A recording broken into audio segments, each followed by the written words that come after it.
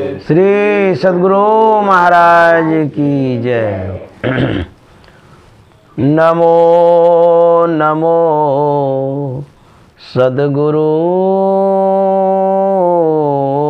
नमो, जासम को नयान परम पुरुष होते अधिका, गावे संत सुजान परम पुरुष होते अधिका, गावे संत सुजान। श्री सद्गुरु महाराज की जय। परमाराध्य सद्गुरु महाराज गुरुदेव महर्षि संत सेवी परमहंस जी महाराज उपस्थित सिलीगुड़ी के सत्संग प्रेमी महान भाव माता में बहनों, अभी हम लोग पूनम शाह जी के आवास पर सत्संग कर रहे हैं। यह सत्संग विशेष रूप से किया जा रहा है क्योंकि प्रातःकालीन सत्संग तो हो गया, अपराह्नकालीन बाकी है। अब बीचे का ही सत्संग है, न प्रातः का है न अपराह्न का है, ये पूर्वाह्न का है समझिए। तो यह सत्संग विशेष आग्रह पर हो रहा है। पूनम शाह जी ने विशेष श्रद्धा से कहा कि हमारे यहाँ थोड़ा सा सत्संग कर दीजिए, और वही थोड़ा सा सत्संग करने के लिए मैं आ गया। वैसे तो दूसरी जगह सत्संग में कर रहा था, तो रामायण में लिखा हुआ है, मिले गरुड़ मार्ग में भाई, कवन बात समझाओ तो ही, जब कछु काल करिए सत्संगा, तब कहीं वो ये मोह भ्रम भंगा। ये तो रास्ते रास्ते का सत्संग है, चलते चलते सत्संग ही हो रहा है। तो जब कुछ काल सत्संग करेंगे तब मोह अज्ञानता भ्रम दूर होगा। फिर भी कहते हैं कि एक घड़ी आधो में पुनियाद, तुलसी संगत साधु की हरे कोटि अपराध। एक क्षण का जो सत्संगति है उसका भी विशेष लाभ होता है। सत्संगति दुर्लभ संसारा, निमिष दंड भरी एको बारा। कहते हैं कि थोड़ा ही मिल जाए, जो भाग्य में है वो भी काफ़ी है, नहीं से तो अच्छा ही है। तो उसी तरह का यह सत्संग पूनम शाह जी के द्वारा किया जा रहा है।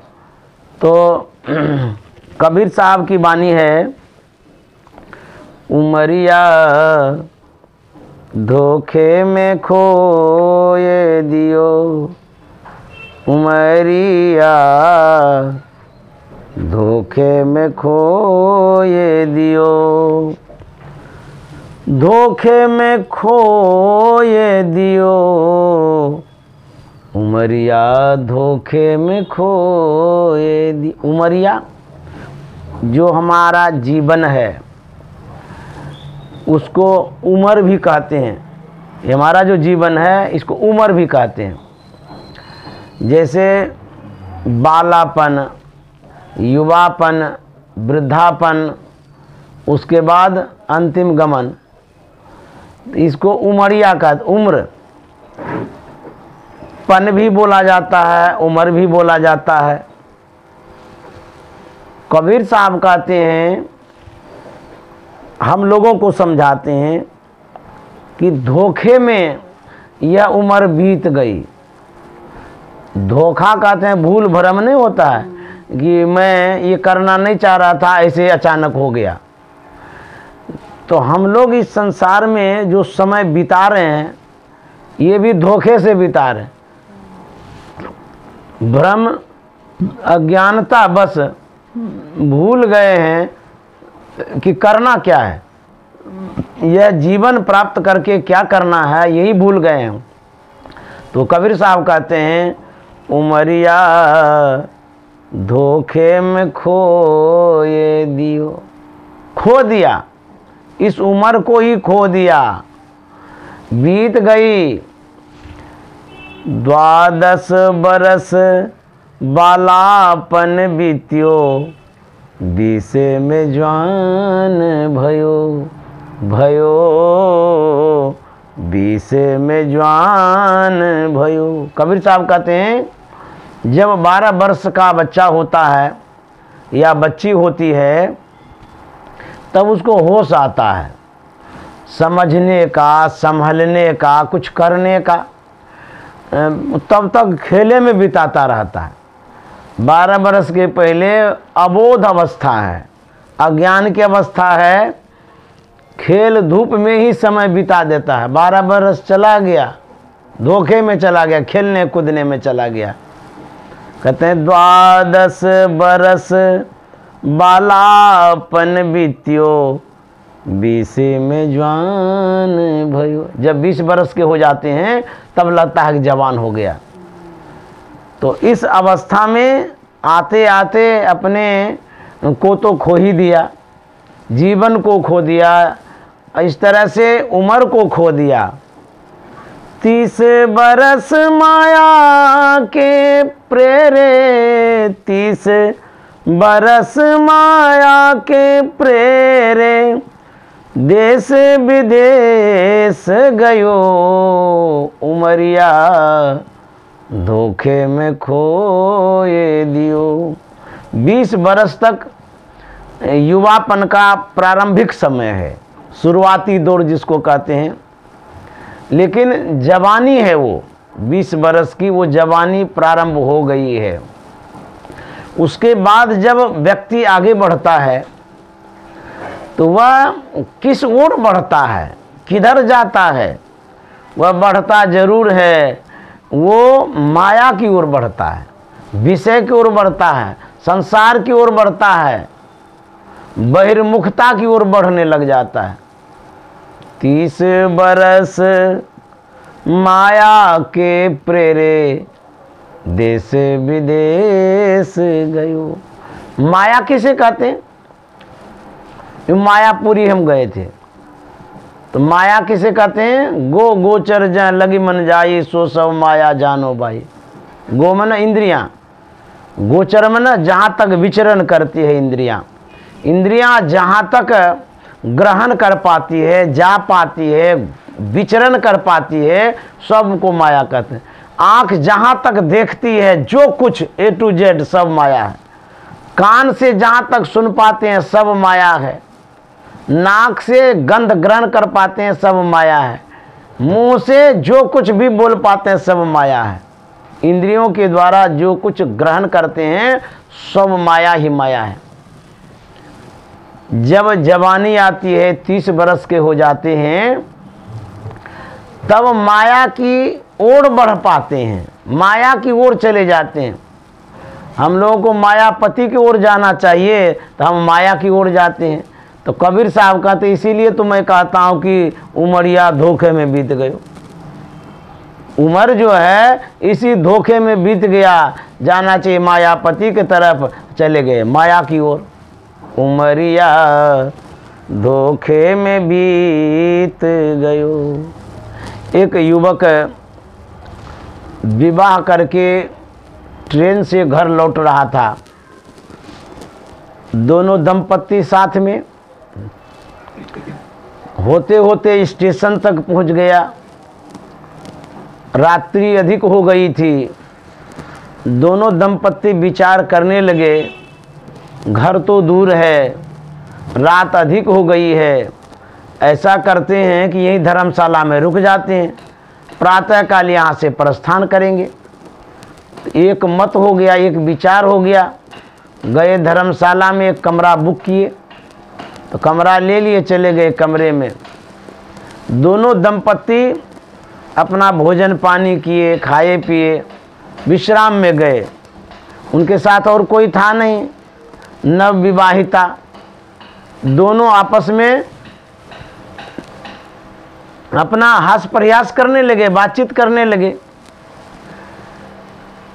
नए नए युवक युवतियां अपने मन की बात कर रहे हैं। होते होते बात की जो सिलसिला चली, दौर चला, यहाँ तक चला गया दोनों दंपत्ति की बातें कि लड़का अपने मनोभावों को व्यक्त करता है, प्रकट करता है। क्या कहता है कि सुनो, हम लोगों को पुत्र रत्न की प्राप्ति होगी, उसको पढ़ा करके वकील बनाएंगे। अब देखिए, अभी विवाह करके आए ही हैं, बातचीत सिलसिला जारी है, तो लड़की कहती है नहीं नहीं, हम तो पढ़ा लिखा करके लड़के को डॉक्टर बनाएंगे। तो लड़का कहता है नहीं नहीं, डॉक्टर उक्टर हम नहीं बनाएंगे, हमारी इच्छा है पढ़ा लेंगे, वकील बनाएंगे, क्योंकि वकीली में घूस फूस मिलेगा, जल्दी अमीर बन जाएंगे। तो लड़की कहती नहीं नहीं नहीं, वकील हम तो नहीं बनाएंगे, समाज में अपकृति फैलती है, लोग कहता है वकील सब झूठ बोलता है।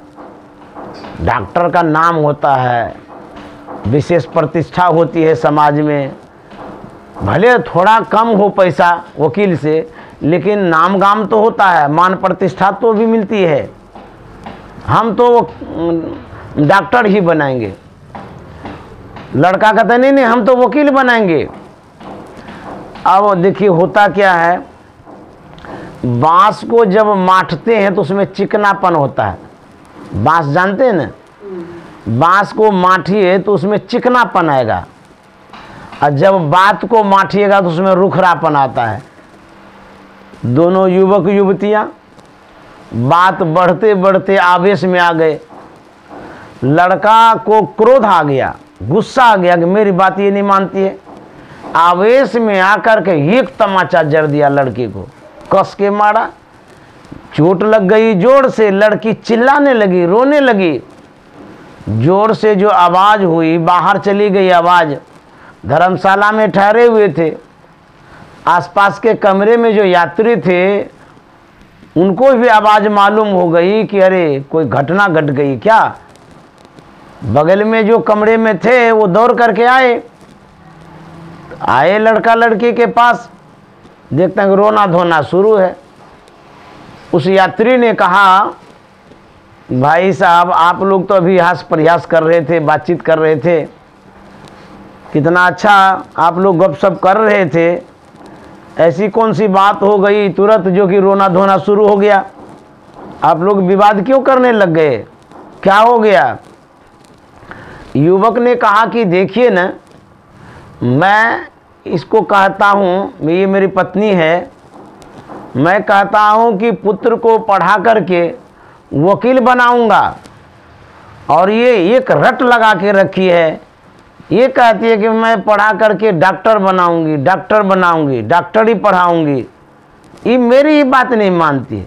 आखिर बुझिए, हमारा भी तो कुछ एक मतलब अधिकार है, हमारा भी एक प्रतिष्ठा है, मैं पुरुष वर्ग का हूँ, मेरी भी बात माननी चाहिए। इनको जिद लगा के रखी है। हम कहते हैं वकील बनाएंगे, ये कहता है डॉक्टर ही बनाएंगे, डॉक्टर ही पढ़ाएंगे। इसीलिए मुझे गुस्सा आया तो मैं एक तमाचा जड़ दिया। तो लड़की से पूछने लगे लोग कि बताइए क्या बात है, आप क्यों रो रही हैं? बोले कि बाबू देखिए ना, हमारा भी तो अधिकार है, हम लड़की हैं, तो क्या पुत्र पर मेरा अधिकार नहीं है? मेरा भी अधिकार है पुत्र पर। तो मैं चाहती हूँ कि डॉक्टर ही पढ़ाऊँगी लड़के को, और वो पढ़ा करके मैं डॉक्टर बनाना चाहती हूँ। और ये नहीं मानते, ये भी रट लगा के रखे हैं कि हम जो है ना ये वकीले बनाएंगे, वकीले बनाएंगे। हमारी बात को ये नहीं मानते हैं। तो हमको देखिए ना, मार लिए, एक तमाचा दे दिए कस के, इसीलिए मैं रो रही हूँ। तो लोगों ने कहा कि आपस में विवाद मत करिए, क्यों झगड़ा करते हैं?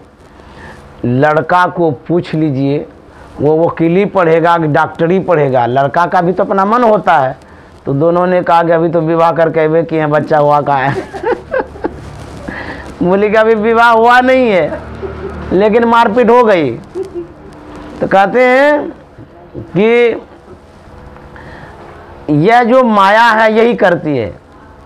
जो माया सब जग ही नचावा, जासो चरित लख काहू न पावा, सो प्रभु भुरु विलास खगराजा, नाच नटी सहित समाजा। रजत सीप में भास जिमी, जथा भानु करवारी, यद्यपि मिर्साती हूँ काल सौ भ्रम न सके कोटारी। ये माया जो है यद्यपि असत्य, झूठी है, यद्यपि असत्य, लेकिन देत दुख अहई। दुख दे करके जाती है। उसी माया के फेर में हम लोग हैं, उसी माया के घेरे में हम लोग हैं, उसी माया के जेड़े में हम लोग हैं। तो ये सब माया ही तो है। बेटा माया, बेटी माया, पोती माया, पोता भी माया, सब माया ही तो माया है। और उसी माया के बंधन में हम लोग बंधे हुए हैं। बंधे तुम गाढ़े बंधनान, पहला बंधन परा देह का, दूसर त्रिया जान। ये बंधन है। जितना संबंध है सब बंधन है। शरीर भी बंधन है, शरीर से संबंधित सगे संबंधी भी बंधन है। स्त्री भी बंधन है पुरुष के लिए, अब पुरुष भी बंधन है स्त्री के लिए। कहते हैं कि पहला बंधन परा देह का, दूसर त्रिया जान, तेसर बंधन पुत्र विचारो, चौथा नाती मान। नाती के कहे नाती होवे तब कहे कौन ठिकान। चौलर पचलर सतलर रसरी बांध लियो है बहु विदितान। ये सब बंधन है। एक बंधन हो तो छूट सकते हैं, ये बंधन ही बंधन है। हम बंधे हैं लेकिन यह भी पता नहीं है कि हमारे ऊपर बंधन है। संत महात्मा याद दिलाते हैं कि आप बंधन में हैं। किस बंधन में है? मोह रूपी रस्सी में बंधे हुए हैं। बंधन एक प्रकार का नहीं होता है। रस्सी का बंधन, लोहे का बंधन, दीवार का बंधन, जो कुछ भी वस्तुएं हैं जिससे बांध सकते हैं वो बंधन है। लेकिन संत महात्मा कहते हैं मोह का भी बंधन होता है, अज्ञानता का भी बंधन होता है, ज्ञान का भी बंधन होता है, भक्ति का भी बंधन है, भजन का भी बंधन है। तो सब बंधन ही बंधन है। इतना बंधन है, छूटेंगे कैसे? ज्ञान का बंधन कैसे? आप ज्ञान प्राप्त करना चाहते हैं, जब तक आप उससे लगाव नहीं रखेंगे तब तक ज्ञान भी नहीं होगा। यह भी एक बंधन है, लेकिन ये जरूरी वाला बंधन है। जिस भोजन से हमारा शरीर पुष्ट होता है वो भोजन जरूरी है, और जिस भोजन से हमारा पेट खराब होता है वो जरूरी नहीं है। भोजन दोनों है, लेकिन जो जरूरी है उतना तो रखना ही पड़ेगा। उसी तरह संत महात्मा कहते हैं बंधन जो है इतना, इस बंधन से मुक्त होंगे कैसे, छूटेंगे कैसे, मुक्ति कौन दिलाएंगे? कहते संत महात्मा। ज्ञान से बंधन से छूट सकते हैं। इस बंधन से छूटने के लिए भगवत भजन की आवश्यकता है, सत्संग की आवश्यकता है। यह बंधन दुखदाई है। मोह सकल व्याधिन कर मूला, तेहते पुनि उपजय बहुसूला। मोह क्या है? दुख का कारण है, दुख का घर है। मोह कहता है ज्ञानता को, लगाव को। आप के पास मोबाइल है, 25,000 का मोबाइल है, तो मोबाइल यदि खो जाए तो रोने लग जाते हैं।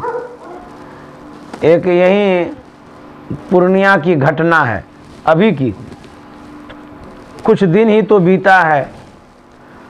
एक सत्संग प्रेमी ने मुझे फ़ोन किया। उसकी बहू थी, उसके पास 12,000 का मोबाइल था। वो घर से कहीं जा रही थी बस में, किसी चोर ने उसे ले लिया। तो मोबाइल खोने के कारण वो महिला बड़ी दुखी हो गई, रोने लगी। अपने परिजन से भी बताया कि ऐसे मोबाइल खो गया है। उनके पतिदेव ने कहा कि कोई बात नहीं है, रो नहीं, ले लिया है तो लेने दो, दूसरा मोबाइल तुमको खरीद के दे देंगे। लेकिन अज्ञानता देखिए, मोह जिसको कहते हैं, उससे क्या होता है? लाख समझाया गया उसको, लेकिन वो समझी नहीं। पति तो पास में थे नहीं। वो क्या करती है? मोबाइल के शोक में, मोबाइल खोने के दुख में आसक्ति बस, मोह बस वो एकांत कमरे में जाती है। वहाँ उसका लड़का था, छोटा सा था और कोई था नहीं, वो फांसी लगा के लटक जाती है, वो मर भी जाती है। देखिए मोह क्या करता है। साधारण सा मोबाइल, उसके खोने से अनमोल रतन मानव तन को गंवा दिया। यही अज्ञानता के कारण होता है, इसलिए ज्ञान की आवश्यकता है। तो हम लोग जब माया की ओर बढ़ते हैं तो अज्ञानता बढ़ती है, और जब निर्माया की ओर बढ़ते हैं तो ज्ञान होता है। तो संसार में सब माया ही माया है। संत महात्मा को बुलाते हैं आप, वो आपको समझाते हैं, सिखाते हैं, यह संसार छूटने वाला है, नश्वर है, समाप्त होने वाला है। जिस जड़ को पकड़ करके आप रखे हैं वो भी छूटने वाला है। हम लोग घर को पकड़ के रखे हैं, परिवार को पकड़ के रखे हैं, घर में जितनी वस्तु हैं सबको पकड़ के रखे हैं। कहेंगे हम लोग तो पकड़े ही नहीं हैं, वस्तु अपनी जगह है, हम कहाँ पकड़े हैं। आप स्थूल हाथ से नहीं पकड़े हैं, लेकिन मन से पकड़े हैं। आपके यहाँ गोदरेज है, यदि अभी आपके सामने में कोई लेकर के भागने लगे तो देखिएगा आप कितना झगड़ा करेंगे तुरंत। आप पकड़े नहीं हैं तो झगड़ा कैसे कर रहे हैं। आप मन से पकड़े हैं, आसक्ति हो गई है, लगाव हो गया है जड़ धन के प्रति। यही दुख का कारण है। मोह सकल व्याधिन कर मूला, जो कहा गया यही दुख का कारण है। तो कबीर साहब कहता है हम लोग जो माया की ओर बढ़ते हैं, ये माया बड़ी दुखदायिनी है, दुख देती रहती है। जो माया सब जगह ही नचावा, जासु चरित लखी काहू न पावा। यह माया पूरे संसार को नचाती रहती है, घुमाती रहती है, अपने पेंच में डाल के रखती है। लेकिन सो प्रभु भ्रू विलास खगराजा, नाच नटी व सहित समाजा।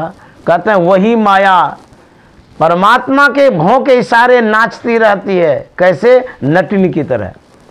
जैसे नर्तकी नाचती रहती है, उसी तरह से माया रूपी नर्तकी परमात्मा के इशारे पर नाचती रहती है। अब तो समझ में आ गया कि जिनके इशारे माया नाचती है उसी को प्रसन्न करना है, उसी को खुश करना है, तब माया अपने नाच हमारे अनुसार करेगी, हमको माया कुछ नहीं कर सकेगी। अब यही कबीर साहब कहते हैं कि उमरिया धोखे में बीत गयो, उमरिया धोखे में खोए दियो, 40 बरस अंत जब लग्यो, बाढ़ियो मोह नयो। 40 बरस अंत जब लग्यो, बाढ़ियो मोह नयो। धन ओ धाम पुत्र के कारण, धन ओ धाम पुत्र के कारण, निस दिन सोच भयो, उमरिया धोखे में खोए दियो, उमरिया धोखे में खोए दियो। कबीर साहब कहते हैं 40 बरस अंत जब लग्यो, 40 बरस जब इंड होने लगता है, समाप्त होने लगता है, अर्थात आप जब क्रॉस कर जाते हैं 41 में, पार करते हैं, 40 को क्रॉस करके 41 में जब जाते हैं, तब तक में हमारी जो माया है, हमारी माया विशेष घेर लेती है।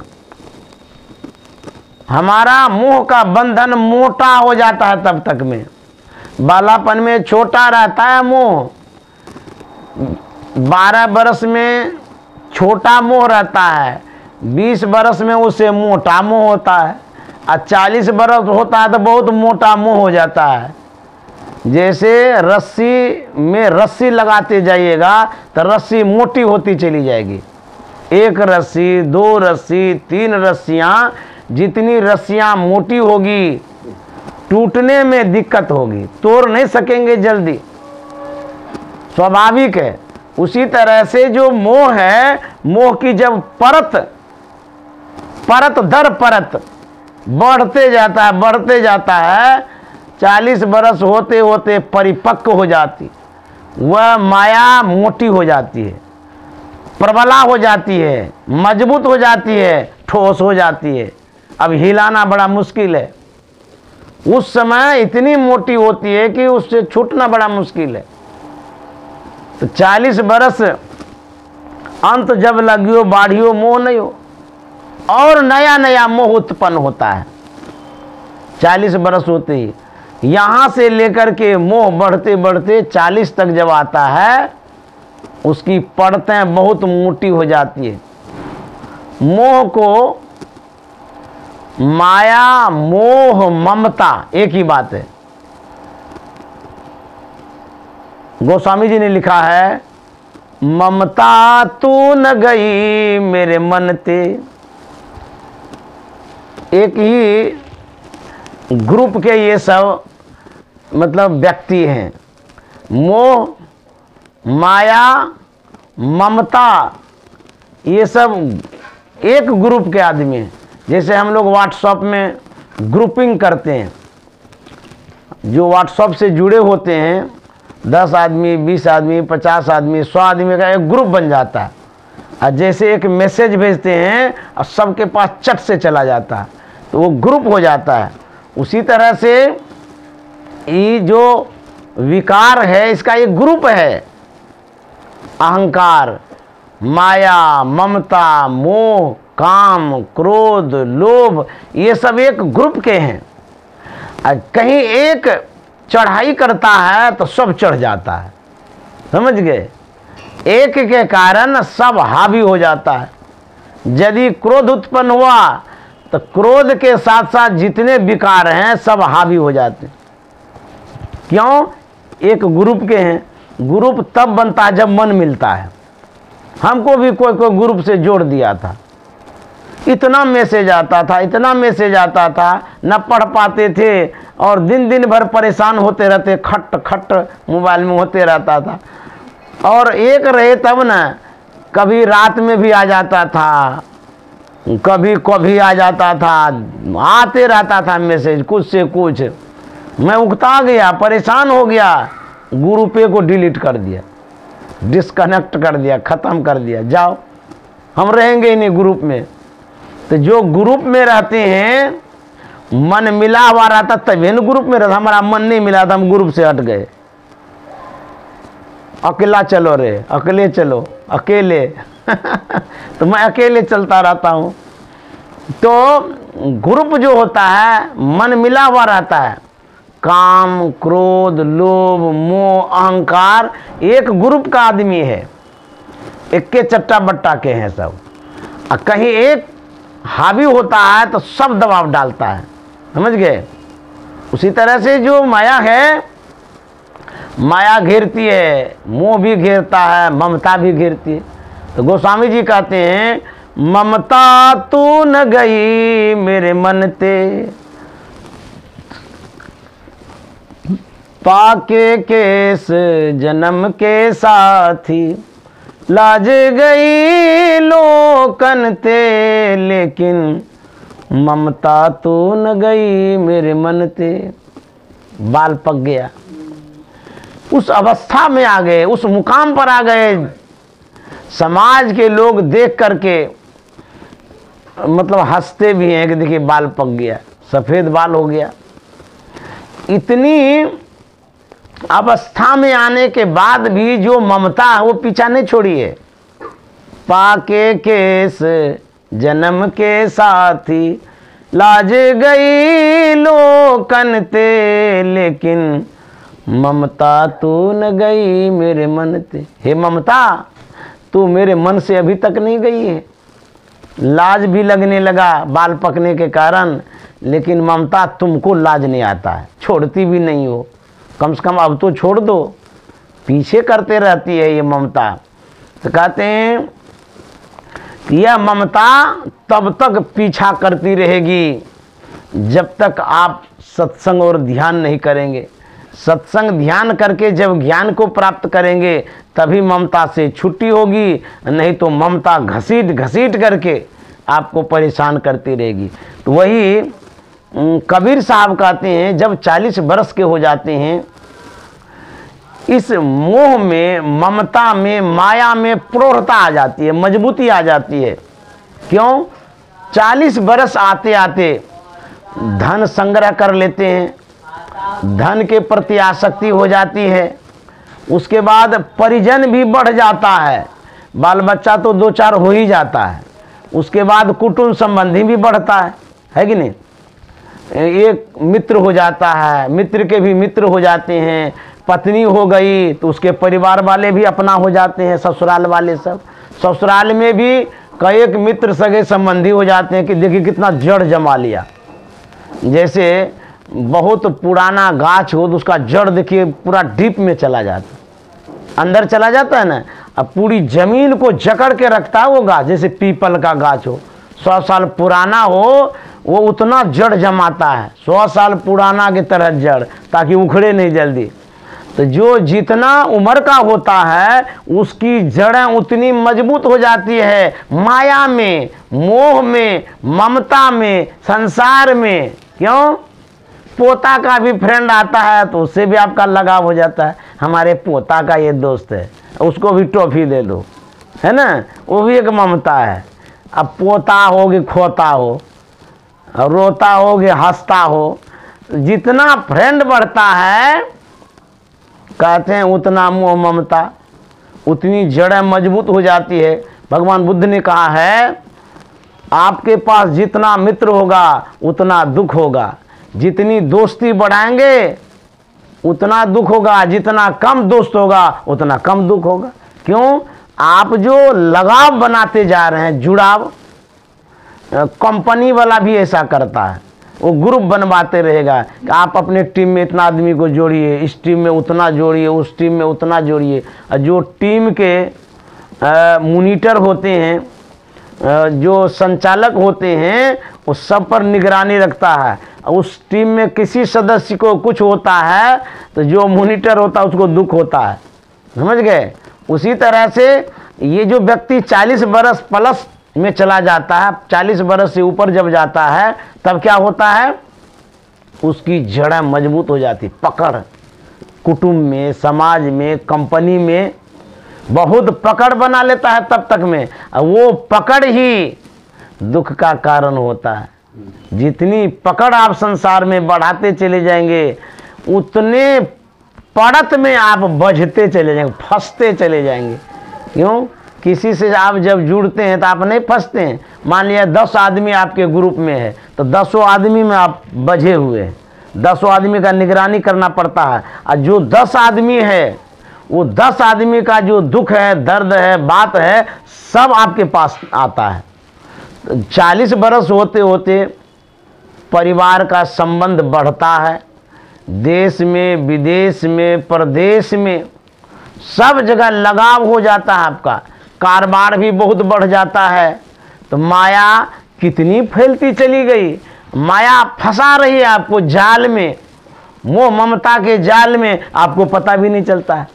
अब देखिए हम फंसते चले जा रहे हैं, फंसते चले जा रहे हैं। ऐसी ही घटना हो गई, जो ये कहावत नहीं है, मैं दूसरे वर्ग में पढ़ता था हिंदी में, उसमें कहानी आया था कबूतर वाला, समझ गए। याद है मुझे, एक कबूतर था, वह कबूतर एक ग्रुप में था, समझ गए। कबूतर का भी ग्रुप होता है। अब ग्रुप में एक बूढ़वा कबूतर था, जिसको गुरु भी कह लीजिए, बूढ़े बुजुर्ग के ग्रुप में रहने वाले। तो वह जो बूढ़ा कबूतर था वह अपने कबूतरों को, जो उनसे जुड़ा हुआ था, उसको सिखाता था क्या वो कहते थे, देखो तुम लोग नए नए हो, अभी नई उम्र है, तुम इस जंगल के विषय में नहीं जानते हो, यहाँ का क्या हवा पानी है तुमको अभी तक नहीं लगा है। मुझे पता है, मैं बहुत पुराना कबूतर हूँ, बूढ़वा कबूतर, और मैं जानता हूँ यहाँ शिकारी आता है, वो क्या करता है, जंगल में जाल फैलाता है, दाना डालता, फंसाता है, और फंसा फंसा के ले जाता है, मार मार के खाता है। यदि मेरी मानो तो बच जाओगे। तो बूढ़वा सिखाता था कबूतरा, बूढ़वा कबूतर, क्या शिकारी आएगा, दाना डालेगा, जाल बिछाएगा, उस लोभ में फंसना नहीं। तो पढ़ा रहा था वो बूढ़वा सब कबूतर को, बोले पढ़ो, शिकारी आएगा, दाना डालेगा, जाल बिछाएगा, लेकिन उसमें फंसना नहीं। सब पढ़ रहा है एकदम आवाज़ दे दे करके, सब कबूतर, शिकारी आएगा, दाना डालेगा, जाल बिछाएगा, उसमें फंसना नहीं। पढ़ते पढ़ते पारंगत हो गया। बूढ़ा कबूतर पूछता है, सब सीख लिया ना? बोले एकदम कंठस्थ हो गया, एकदम सीख लिए। सबको बारी बारी से पूछा, बताओ तो। सब कोई कहा शिकारी आएगा, दाना डालेगा, जाल बिछाएगा, फंसना नहीं। बोला हाँ, अब तुम विचरण कर सकते हो। इस जंगल के इस नियम को यदि पालन करोगे, अधिक दिनों तक रह पाओगे, शिकारी के जंजाल से मुक्त रहोगे। और यदि इसको भूलोगे तो शिकारी समेट करके ले जाएगा, खाएगा तुमको। सब याद कर लिया, पारंगत हो गया, सब अपना पड़ फैलाने लगा, पैर सब उड़ने लगा, घूमने लगा। एक जगह शिकारी आया, पूरा दाना बिखेर दिया, और दाना बिखेर करके जाल भी फैला दिया। तो सब कबूतरों की नज़र पड़ गई कि बाप रे बाप, इतना दाना यहाँ पर है। और बूढ़ा कबूतर तो सिखाई दिया था, सब उतरा कबूतर और सब दाना चुगने लगा। वो क्या पढ़ता है, शिकारी आएगा, दाना डालेगा, जाल बिछाएगा, इसमें फंसना नहीं। पढ़ रहा है, पढ़ते जा रहा है और खाते भी जा रहा है, उस जाल के छेदा में फंसते जा रहा है। सब जाते जाते फंस गया और शिकारी आया, उसको समेट लिया। सब कबूतरा कहने लगा, बाप रे बाप, ये क्या हो गया, हमारे गुरुजी बड़े गड़बड़ निकले, हम लोगों को जो पढ़ाया ना, देखिए हम लोग तो फंस गए। सब शिकायत करने लगा, ये क्या हुआ, ये क्या हो गया। उसके बाद पकड़ पकड़ कर ले गया। जानते हैं, वही हालत होती है हम लोगों की जब 40 वर्ष से प्लस में जाते हैं। सिखाता जरूर है, लेकिन फंसते भी जाते हैं, फंसते भी जाते हैं। और एक दिन काल आता है, काल रूपी शिकारी आता है और जाल समेट के लेके चला जाता है, सबको खाता है। तो वही कबीर साहब कहते हैं, उमरिया धोखे में खोए दियो, धन ओ धाम पुत्र के कारण, निस दिन सोच भयो। धन की सोच हो जाती है, पुत्र की सोच कि पढ़ाएंगे, लिखाएंगे, बढ़ाएंगे, ये सब चिंताएं घेरने लग जाती है। अभी इसका कितना उम्र है? 6 साल का है। इसको पूछिए, इसको ये पता है कि दुख क्या होता है, परिवार क्या होता है, बेटा क्या होता है, पोता क्या होता है, कुछ नहीं पता है इसको। ये इस संसार से पूरे अनभिज्ञ हैं, इनको कोई टेंशन नहीं है। मान लिया ये जानता भी होगा पोता पोती नाती सब, तो इनको क्या भार है, इनके सिर पर थोड़ो है। ये भी जब 40 प्लस में होंगे तब माया की पोटरी चढ़ेगी न सिर पर, तब कहेंगे बाबा जो आए थे ना, हम छोटे थे, 6 साल के थे, उस समय ये बतला रहे थे। उस समय होश में आएगा, और जब तक में होश आएगा हम तब तक में कहाँ से कहाँ रहेंगे कोई पते नहीं है। और तब बुझना मजा खोजेगा तो हम मिलेंगे भी नहीं, समझ गया। अब इसको कुछ भी पता नहीं संसार का, लेकिन आप लोगों को लगता है बाप संसार कितना टफ है, कितना कठिन है, परिवार को चलाना, घर को चलाना कितना दिक्कत है। पढ़ाई में, लिखाई में, कारोबार में दिमाग लगाना पड़ता है। तो जो बच्चा होता है उसके लिए संसार हरा हरा दिखता है, कोई चीज की कमी नहीं। टॉफी मांगेंगे तो माँ बाप को देना ही पड़ेगा, जहाँ से भी लाओ, तुम कर्ज करके लाओगी, कैसे भी लाओ। कपड़ा मांगेंगे, हमको कंपनी वाला कपड़ा चाहिए जिसमें लिखा पढ़ी रहता है, रंगीन वाला, छीट वाला। माँ बाप भी सोचता है छोटा छोटा बच्चा है, कर्ज ले लेते हैं 1500 खरीद देते हैं। इसको तो हरा हरा बुझाता है, या ऑर्डर पर ऑर्डर करते जा रहा है। हमको कलम चाहिए, कॉपी चाहिए, तो टॉफ़ी चाहिए, कि टोपी चाहिए, च्युइंग चाहिए, कि चाट चाहिए, सब पूरा करता है। समझ गए? इसके लिए संसार हरा हरा है। जब जवान हो जाता है, शादी विवाह कर लेता है, जब लड़का विवाह के बाद जब पारिवारिक उत्तरदायित्व आता है, परिवार को जब वो चलाना शुरू करता है, उस समय उसका संसार पीला हो जाता है। समझ गए? अर्थात हरापन में पीलापन आ रहा है। जो खुशियां थी छीनी चली गई, जो खुशियों में हरापन था, जैसे पत्ता में हरापन होता है ना, और जब पतझड़ का समय आता देखिए पीलापन हो जाता है। अर्थात वो जो पत्ते में नमियाँ थी वो कमी हो गई, पानी की कमी हो गई, अभाव हो गया। उसी तरह से जब जवान होने लगते हैं ना, शादी विवाह हो जाता है, तो आपके अंदर की जो खुशियां हैं वो हरा हरा था, पीला होने लगा। समझ गए? उसके बाद जो चैन था वो चैन बेचैन में बदल गया। जवानी में ऐसा होता, यही पीलापन है। समझ गए? जिस तरह से आप चल फिर रहे थे, जंजीर में बंध गए, स्वतंत्र रूप से आप चल फिर नहीं सकते, जा नहीं सकते हैं। इसीलिए कहते हैं कि संसार पीलापन दिखता है जवानी में, पारिवारिक उत्तरदायित्व आने के बाद। फिर जब बुढ़ापा में प्रवेश करते हैं, वह जीवन नीरस, फीका, उदास, निराश, हताश जैसा दिखने लगता है। अर्थात पत्ता कब झड़ेगा पता नहीं, पत्ते में नमी खत्म हो गई, पत्ते का जो पन था, अपना हरापन जो था, पत्ते में जो ताजगी थी, जो ताकत था, सब खत्म हो गया। अब ऐसे हो गया, हिलने लगा। कब हवा की झोंका लगेगा, वो पत्ता पृथ्वी पर पड़ेगा, कोई ठिकाना नहीं है। ये बुढ़ापा का जो है ना झांकी, बुढ़ापा की झांकी है ये। समझ गए? बुढ़ापा में कोई जीवन है, वो जाने वाला जीवन, अफसोस वाला जीवन, उदास वाला जीवन। इतना घर बढ़िया बनाए, अब छोड़ के चले जाएंगे। अब छोड़ेंगे नहीं तो आप ही भोगते रहिएगा। जो आने वाली पीढ़ी है उनके लिए तो छोड़ना ही पड़ेगा। फिर सोचते हैं इतना बढ़िया बढ़िया ड्राई फ्रूट्स रखे हैं तो कब खाएंगे? अरे कितना खाइएगा आप, आपका लीवर खराब हो गया है, अब मत खाइए। अफसोस होता है, बुढ़ापा में ड्राई फ्रूट्स भी नहीं खा सकते हैं। घर में जो उपभोग की सामग्री है उपयोग नहीं कर सकते हैं। जितना सुख भोग करना चाहिए उससे हम वंचित रह जाते हैं। और ऐसा झोंका, हवा का झोंका आता है, अर्थात काल आता है, सब कुछ रहते हुए, अर्थात गाछ भी है, डंठल भी है, सब है, लेकिन इस गाछ और डंठल से जो पत्ता पनपा था वो झड़ करके चला जाता है। समझ गए?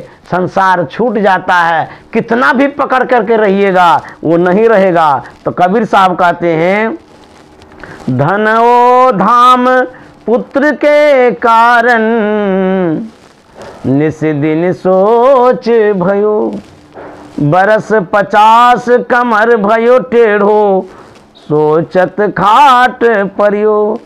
लड़का बौहर बोली बोले, बुढ़ऊ मरी न गयो, उमरिया धोखे में खोए दी। जब बूढ़ापन आता है, अर्थात जब बरस 50 कमर भयो टेढ़ी, 50 वर्ष के जब होने लगते हैं कमर टेढ़ी हो जाती है। क्यों? न्यूट्रिशन की कमी हो जाती है। शरीर में जो सार तत्व था उसका अभाव हो जाता है, इसीलिए कमर टेढ़ी हो जाती है। बरस 50 कमर भयो टेढ़ो, और सोचत खाट पड़ियो। जा तो नहीं सकते कहीं, चौकी पर, खाट पर लेटे लेटे सोचते हैं। और क्या सोचते हैं हमको क्या पता। कबीर साहब ने कहा कि सोचते रहता है। क्या सोचता होगा? सोचता होगा कि सब कुछ तो है लेकिन छोड़ के चले जाएंगे क्या। ये भगवान ने बड़ा लफड़ा लगा दिया जाने वाला। रहते सब दिन यही तो अच्छा रहता, क्योंकि इतना मेहनत किए, कमाए, जमा किए और अंतिम में छोड़ के चले जाएंगे और ले भी नहीं जा सकते हैं। कितना लीजिएगा? एक हाथ में कितना लीजिएगा? माने दोनों हाथे से रुपया पकड़ लीजिए, 1 करोड़ पकड़ सकते हैं, 2 करोड़ पकड़िएगा, 200 करोड़ रुपया घोटाला करता है यहाँ लोग। सरकार पकड़ लेती है, ले लेती है, बक्सा का बक्सा लेके उसके सामने में जब जाता है कहता राम राम, ऐसी गलती मैंने की, अब नहीं करनी चाहिए थी। मुझे क्या पता कि सरकार की नज़र हमारे तय खाने तक भी है। सोच जान लीजिए कि सरकार के पास ऐसा भौतिक यंत्र है, वो सब जान रहा है, सब देख रहा है। जमा करते करते जब ढेर हो जाएगा ना, तब एकाएक सीआईडी आएगा और उसके बाद ऐसा सीआईडी लगेगा कि सब जान जाएगा, सब लेके भाग जाएगा। तो कहते हैं अफसोस होता है उस समय जब आपके सामने में सब कुछ छीना जाता है। अच्छा, जिसका 200 करोड़ रुपया उनके सामने में जा रहा हो, अफसोस नहीं होगा? 200 करोड़ रुपया उसके सामने से नजरों से जा रहा है, तो नहीं दुख होगा? बाप रे, कैसे कैसे तो जमा किए, 6-5 प्रपंच करके हम जमा किए और उसको भी सरकार लेकर के भाग रही है। बहुत सोच होगा। कहते खाट पर सोच, जिनका रुपया लिया होगा ना, रात में नींद भी नहीं आता होगा कि बाप रे बाप, इतना इतना रुपया, सोना चांदी सब ले लिया। तो वही कबीर साहब कहते हैं कि बरस 50 कमर भयो टेढ़ो, सोचत खाट परियो, लड़का बौहर बोली बोले। जो पुत्र है, कोई कोई ऐसा होता है, इतनी कड़वी बानी बोलता है कि लगता है कि छाती को भेद दिया, इतना कड़वा वचन बोलता है। तो कबीर साहब कहते लड़का बौहर बोली बोले, अब बूढ़ो मरी न गयो। यहाँ तक कहा देता मरता नहीं, ये अमर पी करके आया है, मरता ही नहीं, जल्दी मर जाता अच्छा है, ऐसा भी बोलता है लोग। और आगे क्या कहते हैं, बरस 60-70 के भीतर केस सफ़ेद भयो। अब तो 60-70 में बाल की क्या शोभा बढ़ाएंगे, लेकिन आजकल के लोग इंटेलिजेंट होते हैं। वो क्या करते हैं, बाल जैसे ही सफ़ेद होता है, ब्यूटी पार्लर में जाता है, वो काला केस बना लेता है। लेकिन जानते हैं, जो इस तरह से नकली बाल बनाता है, जब वो कालापन ख़त्म होता है तब जानते हैं बाल कैसा हो जाता, बंदर जैसा हो जाता, देखने में कैसा भालू जैसा लगेगा। बाल वो पका हुआ बाल जो केस काला किए थे, देखिएगा। तो कहते हैं कि बरस 60-70 के भीतर केस सफ़ेद भयो। लोग बाल को ड्राई करते हैं, काला कर देते हैं, लेकिन वो रहता नहीं, वो तो नकली है। इस तरह से सिस्टम जो होता है, बॉडी का सिस्टम कमज़ोर होते चला जाता है। लेकिन हम लोग क्या करते हैं, दवाई लेकर के डॉक्टरों के पास जा कर के इलाज करा करके रिपेयरिंग करते रहते हैं। ये जो 70 साल 60 साल का जो उम्र है, वो पुरानी गाड़ी है, गैरेज में देते रहिए और चलाते रहिए। दांत का रिपेयरिंग करवाते हैं, आँख का रिपेयरिंग करवाते हैं, कान का रिपेयरिंग करवाते हैं, माथे का रिपेयरिंग करवाते हैं, पेट का रिपेयरिंग करवाते हैं। रिपेयरिंग कराते रहिए डॉक्टर रूपी गैरेज में जा कर के, और उसके बाद गाड़ी को चलाते रहिए। और कहीं एक्सीडेंट हुआ, अंजर पंजर सब ढीला हो जाएगा एक दिन, उसके बाद उठ ही नहीं सकेंगे। एक ऐसा भी समय आता है, कितना भी आप रिपेयरिंग करवा लीजिए, ब्लड बनना बंद हो जाता है। ये प्राकृतिक देन है। तब कौन ब्लड चढ़ाते रहिए, तब भी नहीं होगा, काम नहीं आएगा। ब्लड बनना बंद हो जाएगा, लीवर काम नहीं करेगा, पाचन शक्ति खत्म हो जाएगी, शरीर से चल फिर नहीं सकेंगे, आँख से देखना बंद हो जाएगा, कान से सुन नहीं सकेंगे, मुंह से बोल नहीं सकेंगे। उस समय रिपेयरिंग कुछ नहीं होगा। कितना बड़ा गैरेज में चले जाइए तो गैरेज वाला मिस्त्री कहेगा इसका नट बाल्टू इतना खराब हो गया है, ये होवे नहीं करेगा, बदलने से भी नहीं होगा, इससे अच्छा कि नई गाड़ी ले लीजिए। तो नई गाड़ी तो गाड़ी नहीं लेंगे, शरीर को कैसे बदलेंगे? तो कहता तब तो मरना ही पड़ेगा। तो वही कहते हैं बरस 60-70 के भीतर केस सफेद भयो, बात पित और कफ घेर लियो है, नैनन नीर भयो, मरिया धोखे में खोए दियो। अब अंतिम में क्या करेंगे? जब शरीर का सिस्टम ही ढीला हो गया है तो रोते हैं, रो रो करके समय बिताते हैं, कोई उपाय नहीं सूझता है। मैं हॉस्पिटल में था, कलकत्ता के मेडिका हॉस्पिटल में, VIP हॉस्पिटल है, बड़े बड़े आदमी वहाँ जाते हैं, मैं भी गया था देखने के लिए, नहीं इलाज कराने के लिए। बोले आप भी बीमार हो गए थे? हम भी बीमार हो गए थे, हार्ट में ट्रबल हो गया था, उसी के लिए मैं गया था मेडिका। वहाँ मैंने देखा एक आसाम का बूढ़ा आया था, बहुत पैसा वाला था, इलाज कराते कराते वो थक गया था, लेकिन पैसा बहुत है, अब क्या करेगा? जब मरिए जाएंगे तो उसको खर्चे करते हैं। वहाँ के डॉक्टर लोग भी बोल रहे थे इसके पास बहुत पैसा इसीलिए लगा रहा है, ये ठीक होंगे भी नहीं। क्यों?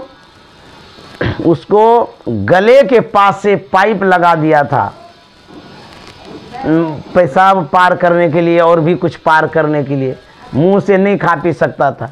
देखिए कैसी दुर्दशा होती है। उस समय रो रो करके वो समय बिता रहा था। उस घड़ी में न पैसा काम आएगा न परिवार काम आएगा, और उस घड़ी में आप परमात्मा को पुकारेंगे वो भी नहीं सुनेंगे। क्यों? जब आप पुकारने लायक नहीं हैं तब पुकार रहे हैं, अब पहले तो पुकारे ही नहीं। न पैसा काम आएगा, न प्रार्थना काम आएगा, न परिवार काम आएगा। ऐसी परिस्थिति आएगी, रो रो करके इस संसार को छोड़ेंगे। इसीलिए कबीर साहब ने कहा है, कबीर साहब कहते हैं ना गुरु भक्ति न साधु की संगति, ना शुभ कर्म कियो। कबीर साहब कहते हैं ना गुरु भक्ति किया, ना साधु की संगति किया, न सेवा सत्कार किया, ना गुरु भक्ति न साधु की संगति, ना शुभ कर्म कियो, कुछ भी नहीं किया आपने। तो कहीं कबीर सुनो भाई साधो, कहीं कबीर सुनो भाई साधो, अरे चोला छूट गयो, उमरिया धोखे में खोए दियो। कबीर साहब कहते हैं वो तो चोला छूटवे करेगा। क्यों? अब कर क्या सकते हैं? कुछ भी काम में नहीं आएगा, पैसा परिवार कुछ भी नहीं, मरना ही पड़ेगा आपको।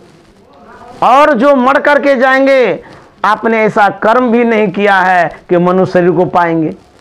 कबीर साहब कहते हैं ना गुरु भक्ति न साधु की सेवा, ना गुरु भक्ति न साधु की संगति, ना शुभ कर्म कियो। कहीं कबीर सुनो भाई साधो, कहीं कबीर सुनो भाई साधो, अरे चोला छूट गयो, उमरिया धोखे में खोए दियो, उमरिया धोखे में खोए दियो।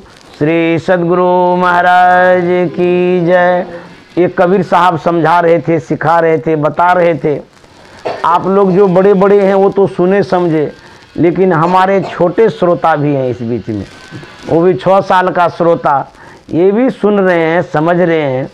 इनकी पढ़ाई थी लेकिन फिर भी ये हमारे सत्संग में बैठे हैं। सबसे अच्छे श्रोता हैं, शांत भाव से सुन रहे हैं, बड़े अच्छे श्रोता हैं। यही एक दिन भजन करेंगे, सत्संग करेंगे, ध्यान करेंगे, और यही एक दिन कबीर साहब के अनुसार भजन करके मोक्ष को प्राप्त करेंगे। तो ये ऐसे छोटे श्रोता के लिए बहुत बहुत धन्यवाद। स्पेशल रूप से क्योंकि बड़े बड़े आदमी तो सुन लिए, समझ लिए, इनके लिए मैं विशेष रूप से शुभकामना करता हूँ। क्या नाम है आपका? नव्य शाह। नव्य शाह। ये बच्चा 6 साल का है। शिव जी का नव्य। हाँ, तो ये खूब पढ़े, खूब बढ़े, ये शुभकामना मंगल कामना करते हैं। और इनकी दादी माँ जो पूनम शाह है, वो तो संस्कार इसमें डाल ही दी है, और ऐसा संस्कार डाली है कि शांत भाव से सत्संग सुन रहे थे। संस्कार है तभी तो सुन रहे हैं। तो मैं इनके लिए शुभकामना मंगल कामना करता हूँ। आप खूब मन से पढ़िएगा, खूब आगे बढ़िएगा, है ना। श्री सद्गुरु महाराज की जय। आप सभी श्रोताओं को भी धन्यवाद।